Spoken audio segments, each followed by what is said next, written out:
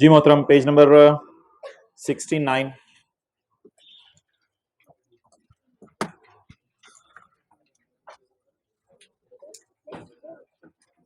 Subsection 5 हमारा था।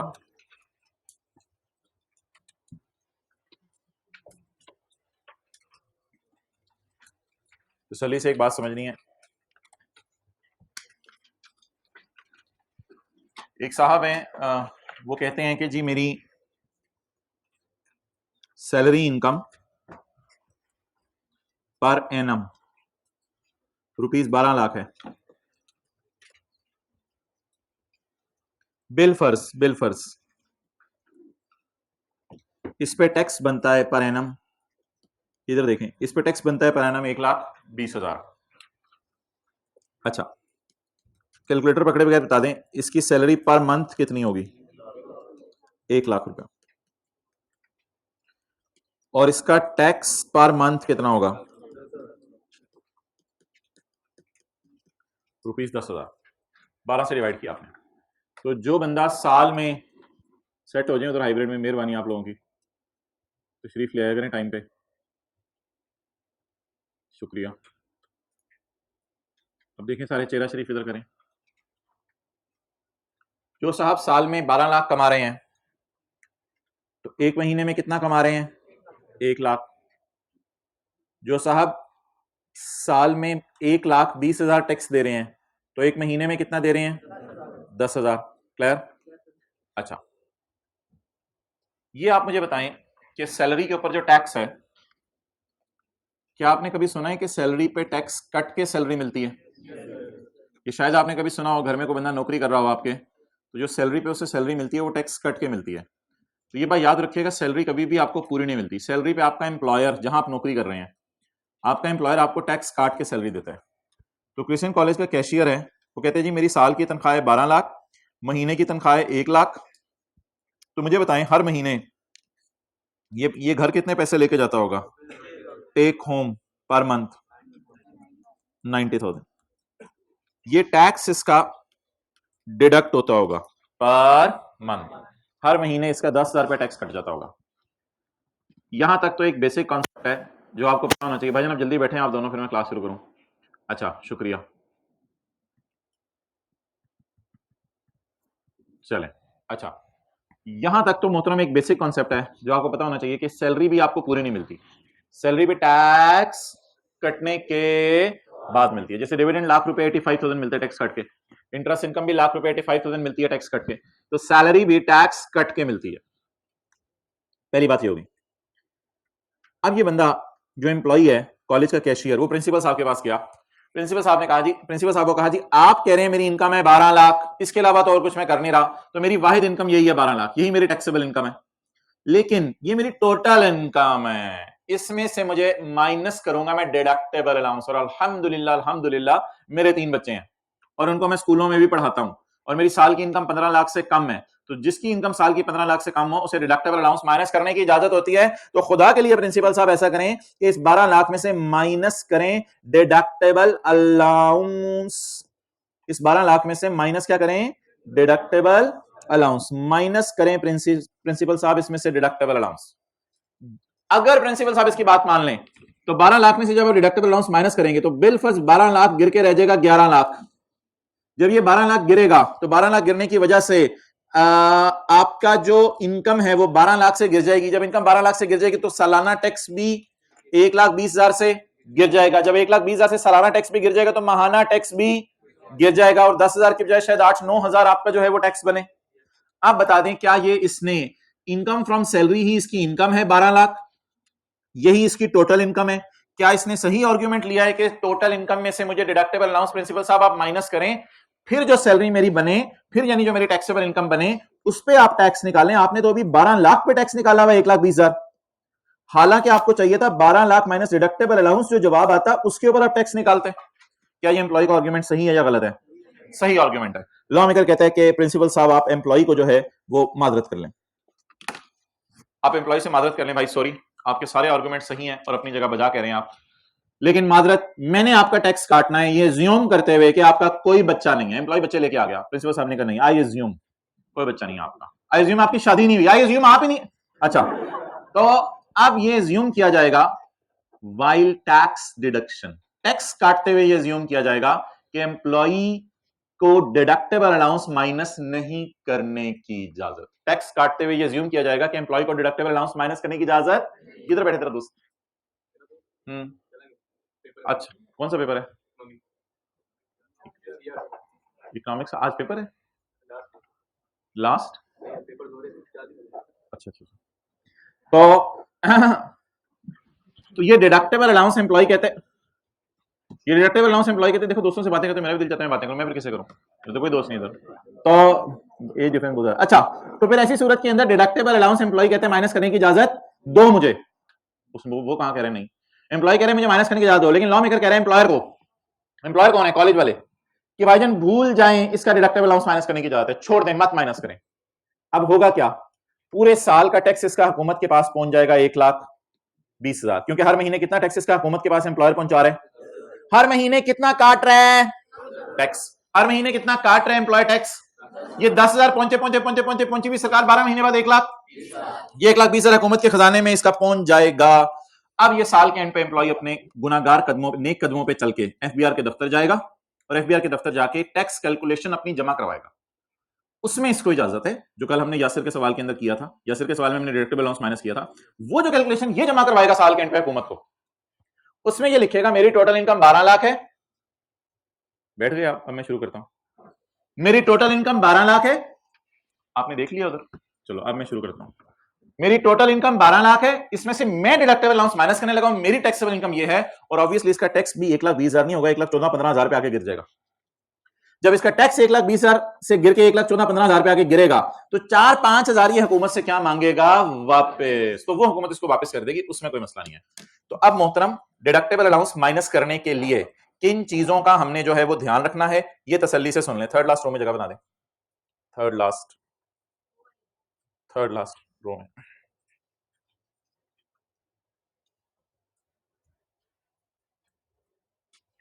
एक की वजह से सारी क्लास। अच्छा, तो अब सवाल क्या राइज होगा मोहतरम, अब सवाल ये राइज होगा, क्या ये टैक्स काटते हुए डिडक्टेबल अलाउंस माइनस करे एम्प्लॉयर, या एम्प्लॉयर पूरा टैक्स काट ले, एम्प्लॉयर पूरा टैक्स काट ले। चपेड़ मारे बंदा उस क्लास में पहुंचे, चपेड़ देते भाई, प्यार भाई बैठ जाओ यार, किसी में मजबूरी होगी लेट होते हो गया बंदा। अच्छा, अब 12 लाख के ऊपर टैक्स काटा जाएगा, जी हां, 12 लाख में से डिडक्टेबल अलाउंस माइनस नहीं किया जाएगा, लेकिन साल के एंड पे जब एम्प्लॉय अपनी कैलकुलेशन खुद जाके जमा करवाए, तो इसको इजाजत है 12 लाख में से क्या माइनस कर ले, डिडक्टेबल अलाउंस, तो डिडक्टेबल अलाउंस माइनस करके जो टैक्स बने वो टैक्स अब हुकूमत को जो है वो जमा करवा दे। क्लियर? पढ़ेंगे पॉइंट 5 में पढ़ता हूं, the allowance shall not be considered, फिर मैं आपको नोट करने का टाइम दूंगा, शेल बी इग्नोर्ड कर देना, आसान अंग्रेजी।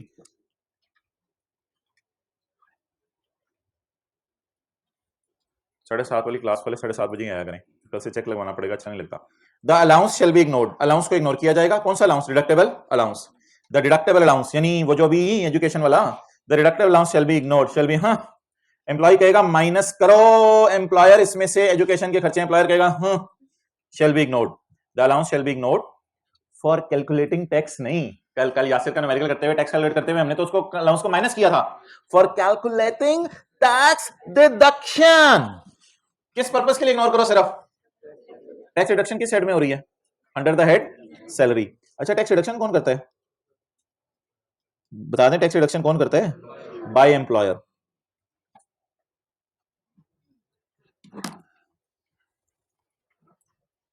अंग्रेजी का फिक्रा पढ़ें, the deductible allowance shall be ignored, deductible allowance minus ना करो, जब टैक्स काट रहा हो कौन? एम्प्लॉयर, जब एम्प्लॉयर टैक्स काट रहा हो तो डिडक्टेबल अलाउंस इग्नोर कर दो, नोट कर लें, फिर मैं इसको उर्दू में लिखवाता हूं।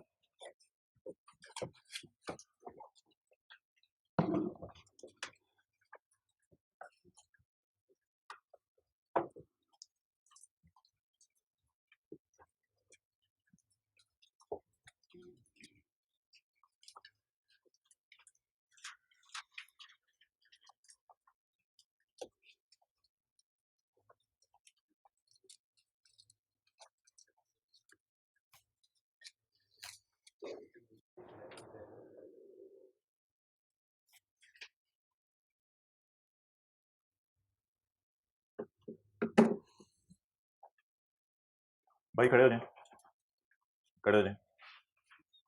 अब मेरी तरफ देखते हुए बोलें, तुम तीर आजमाओ, मैं जिगर आजमाऊं।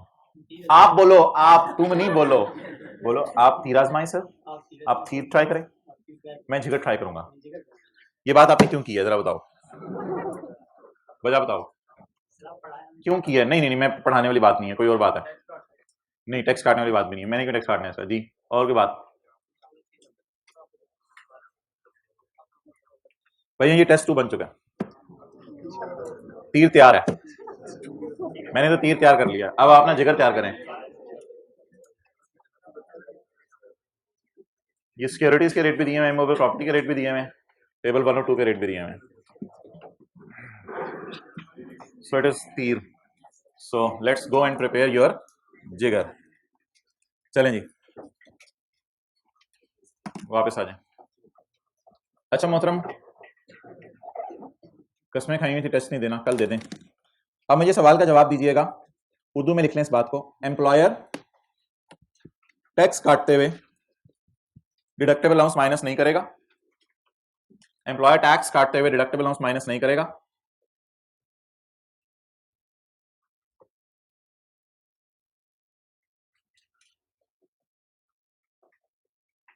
Full stop, deductible allowance minus नहीं करेगा, फुल स्टॉप। हाँ, 2-3 दफा नून गुना डाल दीजिएगा। हाँ, बानी, हाँ हाँ हाँ, जब एम्प्लॉय साल के एंड पे अपना टैक्स कैलकुलेट करे तो डिडक्टेबल अलाउंस माइनस कर ले। हाँ, हाँ के बाद ये भी डालना है, क्या कहते हैं बताइए आप इसको? अच्छा, हाँ, साल के एंड पे जब एम्प्लॉय अपना टैक्स कैलकुलेट करे, जिस तरह यासिर वाला किया था हमने कल, एम्प्लॉय साल के एंड पे अपना टैक्स कैलकुलेट करे तो डिडक्टेबल अलाउंस माइनस कर ले, फिर कोई मसला नहीं। लेकिन ये कहानियां किसको नहीं सुनानी? एम्प्लॉयर को नहीं सुनानी है, मैं बच्चों वाला, मेरे बच्चे 4, ये कहानी आपने एम्प्लॉयर को नहीं सुनानी। तो एम्प्लॉय अपना टैक्स कैलकुलेट करते हुए डिडक्टेबल अलाउंस माइनस कर ले। ये कोई 15 मिनट लगा के मैंने कोशिश की है 0.5 आपको समझाने की, शायद कि तेरे दिल में उतर जाए 0.5। The deductible allowance shall be ignored, किस पर्पस के लिए? For tax deduction, for tax calculation नहीं, for tax deduction, tax deduction के लिए इग्नोर करना। अच्छा जी, section 65F, tax credit for certain persons, tax credit for certain persons.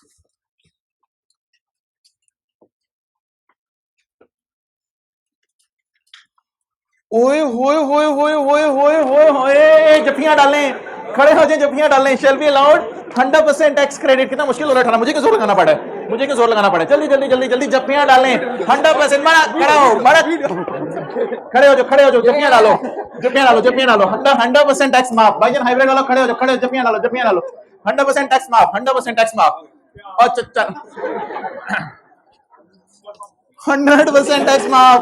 खड़ा हो जाओ, खड़ा हो जाओ, खड़ा हो जाओ।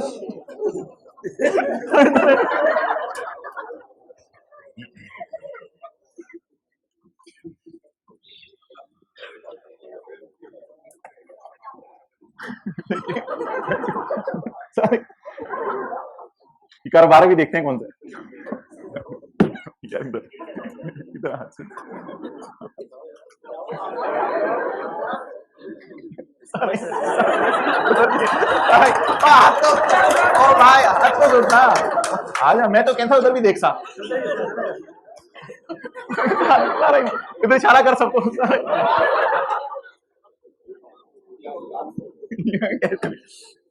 कैसे पढ़े, खीर हो गया, कोशिश करते हैं। फॉलोइंग टैक्स पेयर्स सारे सीए करें, shall be allowed 100% tax credit, इन लोगों को सारा टैक्स माफ होगा upon fulfilment of certain conditions and limitation. कुछ कंडीशंस और लिमिटेशंस अगर आप पूरी कर दें तो आपको सारा टैक्स ही माफ हो जाएगा। भाई कोयला निकालना कोयला निकालना पड़ेगा इसके लिए। इंगेज इन बोले बोले बोले कॉल माइनिंग, कॉल माइनिंग, लेकिन सिंध जाके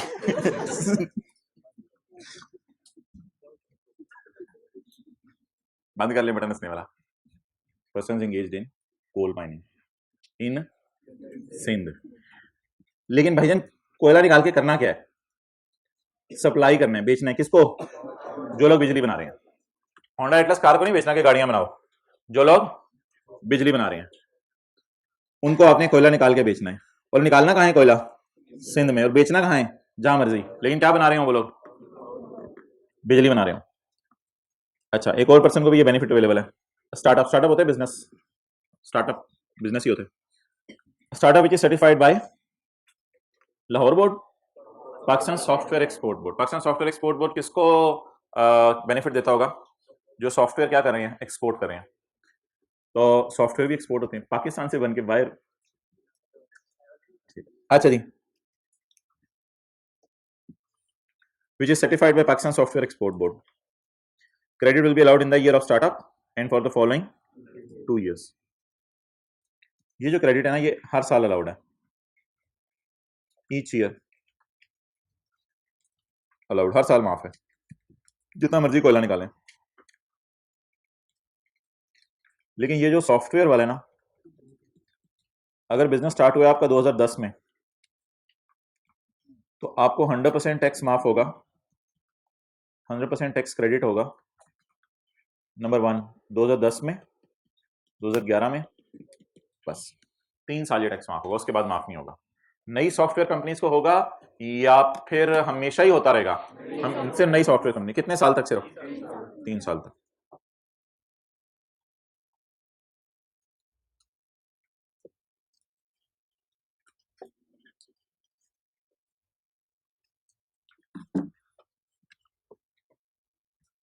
कोल माइनिंग का बेनिफिट हमेशा मिला करेगा, और ये वाला जो बेनिफिट है ये डिपेंड करता है जिस साल बिजनेस शुरू होगा उस साल और उससे अगले 2 साल। Startup which is certified by Pakistan software board, benefit मिलेगा in the year of startup and the next 2 years and for the following 2 years।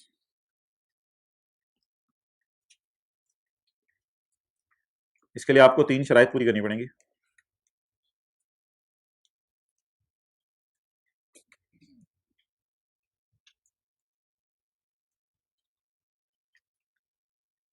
एक लॉ है हमारा इनकम टैक्स, एक लॉ है हमारा सेल्स टैक्स। दोनों के अंदर हम रिटर्न जमा करवाते हैं। रिटर्न में हम अपनी इनकम वगैरह की डिटेल देते हैं। इसमें रिटर्न एनुअल जमा होती है। सेल्स टैक्स जब हम शुरू करेंगे दिसंबर में, तो हम पढ़ेंगे इसमें रिटर्न मंथली जमा होती है। तो शर्त आपके लिए यह है कि कोल माइनिंग वालों ने हर साल अपनी रिटर्न जमा करवानी है कि हमने बिजनेस से कमाया कितने। या सॉफ्टवेयर एक्सपोर्ट बोर्ड वालों ने, जो सॉफ्टवेयर एक्सपोर्ट बोर्ड से उन्होंने अप्रूवल कराई है, तो उन्होंने हर साल अपनी रिटर्न जमा करवानी है। और अगर सेल्स टैक्स भी ये लोग पे करते हैं, वो हम देखेंगे सेल्स टैक्स चैप्टर में किसने पे करना होता है, तो ये रिटर्न हर साल नहीं जमा करानी होती, ये रेट से साल में 12 दफा जमा करानी होती है। तो सेल्स टैक्स की रिटर्न आप कब जमा करवाते हैं? मंथली। जैसे बिजली का बिल है, आप शायद घर में मंथली जमा करवाते हो, तो कुछ चीजें बंदा मंथली जमा कराता है और कुछ चीजें जो है वो एनुअल होती हैं। तो आई कैप की सब्सक्रिप्शन आप एनुअल जमा कराते हैं। तो इसी तरह ये रिटर्न है, तो ये रिटर्न सालाना जमा कराया जाता है इनकम टैक्स में, सेल्स टैक्स में माहाना। इनकम टैक्स में आपने एक और चीज जमा करवानी है, with holding tax statement. Note कर लें, ये मैं बताता हूँ क्या है।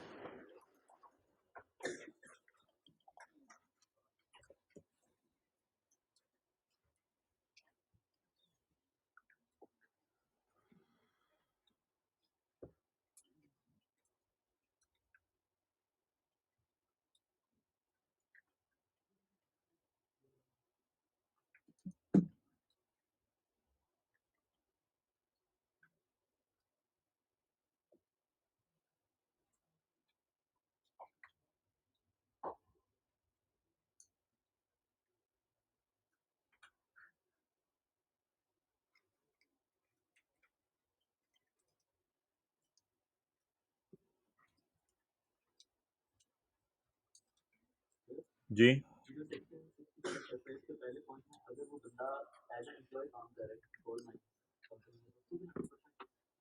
नहीं, बिजनेसमैन को। अच्छा जी, बिजनेसमैन। अच्छा भाई, तो इनकम टैक्स की विथहोल्डिंग टैक्स स्टेटमेंट क्या होती है? आप मुझे बताएं, आपका जो लिटिल नॉलेज है उसकी बुनियाद पर कंपनीज कब कब टैक्स काटती हैं? हाँ, जब कंपनीज, हमने आज पढ़ा एम्प्लॉय की सैलरी पे टैक्स काटती हैं, और हमने चंद दिन पहले पढ़ा था जिस वक्त हमारा लेक्चर 4 या 5 चल रहा था, कि कंपनीज शेयर होल्डर्स की डिविडेंड इनकम पे भी टैक्स काटती हैं। तो शेयर होल्डर्स और एम्प्लॉइज में ये फर्क होता है कि कंपनी के जो शेयर होल्डर होते हैं वो कंपनी के ओनर होते हैं और उनको प्रॉफिट मिलते हैं, प्रॉफिट्स को कहा जाता है डिविडेंड जब बांटा जाए। और कंपनी के जो एम्प्लॉइज होते हैं वो कंपनी के नौकर होते हैं, उनको सैलरी मिलती है। तो कंपनी सैलरी देते हुए भी एम्प्लॉय की सैलरी पे टैक्स काटती है, ये आज पड़ा है। और कंपनी शेयर होल्डर्स को डिविडेंड देते हुए भी उनकी डिविडेंड इनकम पर टैक्स काटती हैं।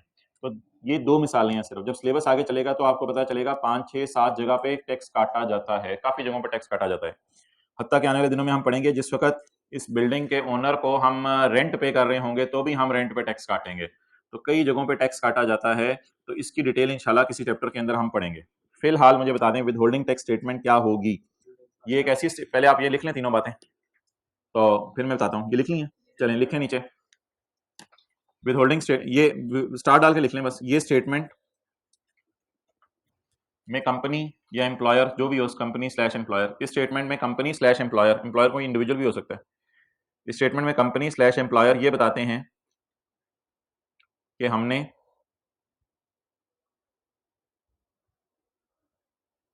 बता दें हमने इस साल किस किस एम्प्लॉय का कितना कितना टैक्स डिडक्ट किया है, किस किस एम्प्लॉय का कितना कितना टैक्स डिडक्ट किया है।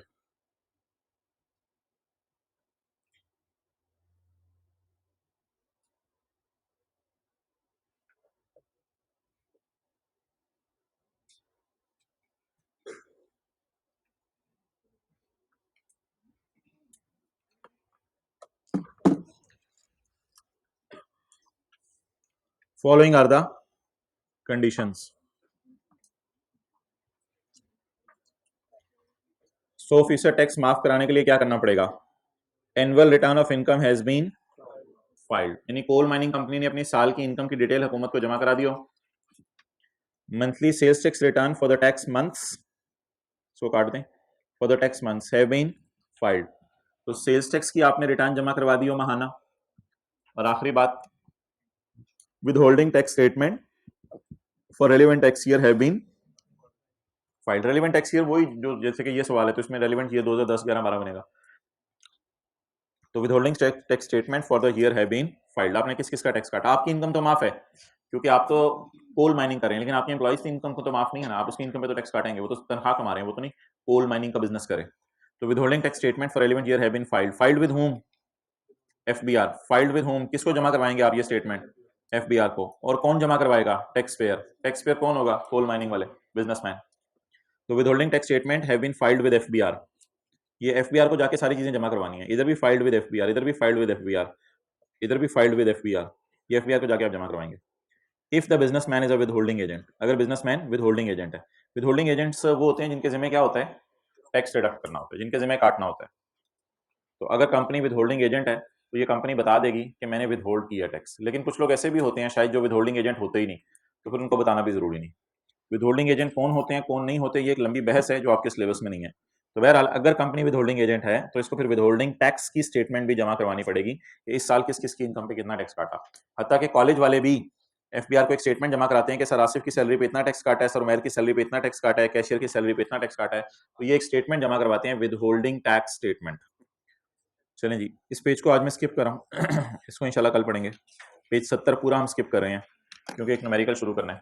पेज 71 पे आ जाएं, सेक्शन का नंबर बताएं। पेज 70 पूरा स्किप किया हमने। सेक्शन 103, 103 में हम सवाल शुरू करेंगे। पहले कल एग्जांपल कौन सी की थी? 4 और 5। आज लिख लें 3।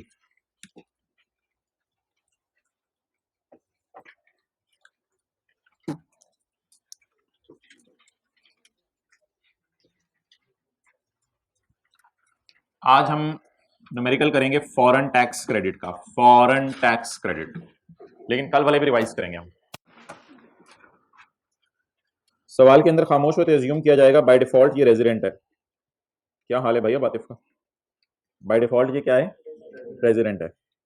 Mister Atif has disclose the following, इसने सुना नहीं। Mister Atif has disclose the following information for tax year 2010। Atif ने ये फॉलोइंग डाटा डिस्क्लोज किया टैक्स ईयर 2010 का। पाकिस्तान में बिजनेस से कितना कमाया? हो सकता है पाकिस्तान के अंदर जो है वो ये बेचता हो पापड़। पापड़ बेचना क्या है? Income from business, income from business. तो पाकिस्तान में पापड़ बेचता है, इथोपिया में भी कारोबार है इसका, इथोपिया में भी पापड़ बेचता है, वहां से कितना कमाया? 5 लाख। पाकिस्तान में ज्वेलरी बेची या शेयर्स बेचे, कितना कमाया? 3.5 लाख, 3.5 लाख। चाइना के अंदर भी इसने कुछ शेयर बेचे होंगे, ज्वेलरी बेची होगी, तो उस पर कितना कमाया? 4.5 लाख। तो 4 किस्म की इनकम्स कमा रहे हैं। पाकिस्तान में बिजनेस, फॉरेन बिजनेस, पाकिस्तान में कैपिटल गेन, बाहर के मुल्क में कैपिटल गेन। इन चारों को हम जमा कर देंगे, ये आपकी रेजिडेंट पर्सन की पाकिस्तान और फॉरेन इनकम्स दोनों टैक्सेबल हैं। लेकिन ऑब्वियसली जब इसने इथोपिया में जाके बिजनेस किया होगा तो इथोपिया वालों ने भी इसकी जान ली होगी, इथोपिया वालों ने इसकी इनकम पर टैक्स लगाया होगा, फॉरेन टैक्स। तो क्या इथोपिया में 5 लाख अगर कमा के आया तो वो एग्जेम्प्ट होगा या इथोपिया वालों ने टैक्स मांगा होगा? जब चाइना में गया तो चाइना वालों ने भी कहा होगा कि भाई तू चींग चांग चूंग चूंग चींग मूंग है, तो आतिफ ने कहा होगा नहीं मैं मूंग मसूर हूं, तो मैं तो आतिफ हूं, तो मेरी इनकम के ऊपर टैक्स आपने लेने, उन्होंने कहा तेरी जान ले लेंगे। तो चाइना वालों ने भी चाइना में इनकम पे क्या मांगा होगा? टैक्स मांगा होगा। तो ये इसने बाहर के मुल्कों में कमाया है और ये इसने बाहर के मुल्कों में लुटाया है। तो बाहर के मुल्कों में जब आप इनकम कमाएंगे तो फिर जाहिर बात है कुछ ना कुछ टैक्स भी जमा करवा के आएंगे। Charitable donations made to approve non profit organisation, section 61। Contribution to approved pension fund under voluntary pension system rules, section 63। ये कल वाले टैक्स क्रेडिट होंगे और इसके लिए आज हम लगाएंगे सेक्शन 103। चलें आज ये काम करें, आज ना 7 वाले का रजिस्टर निकालें। ऐसी छोटी छोटी बातें याद रह जाती हैं। जब आप 80 ईयर्स के होंगे तो अपने रजिस्टर निकाल के देखेंगे पुराने वाले, तो याद आ जाएगी 7 वाले की। उसका नंबर भी लिख लें, 7 वाले का रजिस्टर निकालें, नंबर से एक्सचेंज कर लें, फिर उसको मैसेज कीजिएगा, bro I am of 80 years, where are you nowadays. कबर उसको पहले मार रहे हो खुद। अच्छा bro how is all going, I am also coming. चलें मिस्टर आतिफ, जो एक नमाज भी छोड़ देगा अल्लाह से साल में मिलेगा, अल्लाह उससे नाराज होंगे। इसने 2 छोड़ दी उस बेचारे का, तो दोस्त भी जरा चुन के बनाया करें। टैक्स ईयर बता दें कौन सा है? 2010।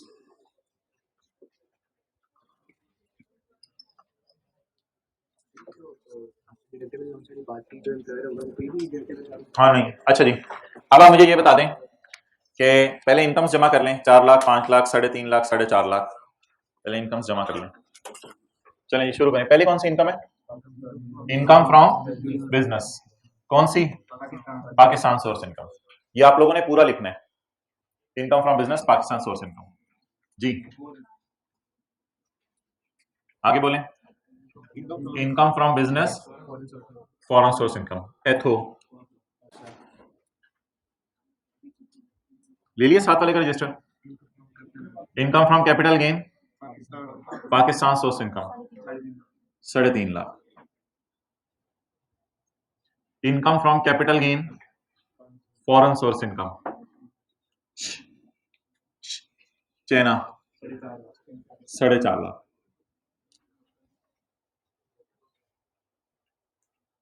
टोटल इनकम भी वही है, टैक्सेबल इनकम भी वही है, सब कुछ वही है।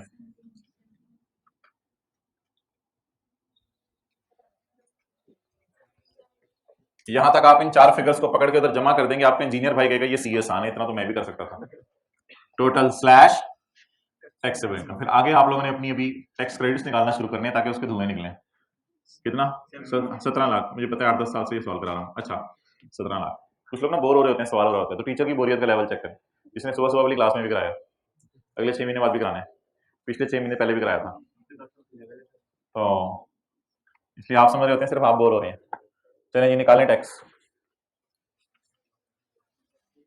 नहीं ये फरहीन वाला तो 2-3 साल पहले आई कैप में आया, ये तो 2-3 साल हो गए कराते हुए।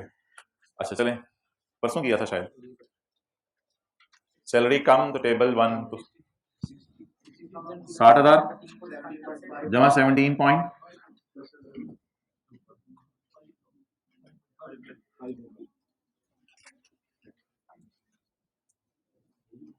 147,500। चलें जी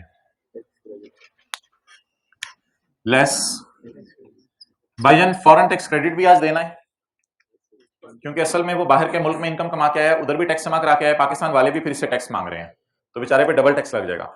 तो इसलिए पहले हमने देना है foreign tax credit. Foreign tax credit को हम फौरन दे दिया करेंगे और उसके बाद माइनस करेंगे सेक्शन 61 से 63 वाला, क्योंकि हमने चैप्टर 4 के अंदर टैक्स क्रेडिट देने की तरतीब नहीं पड़ी हुई।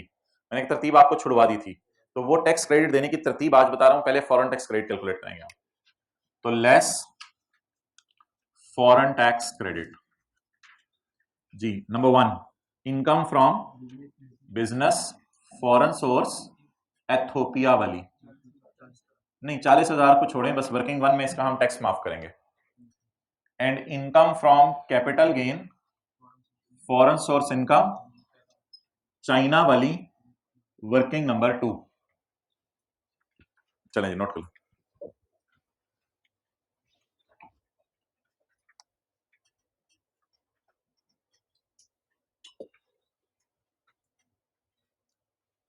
साथ वाले बबलू को यहां से कान पकड़े, अगर कल उसने छुट्टी की थी, यहां से कान पकड़े, शर्म दिलाए पुत्र, की हो गया यार, छड़ दे यार, तेरी मेहरबानी यार।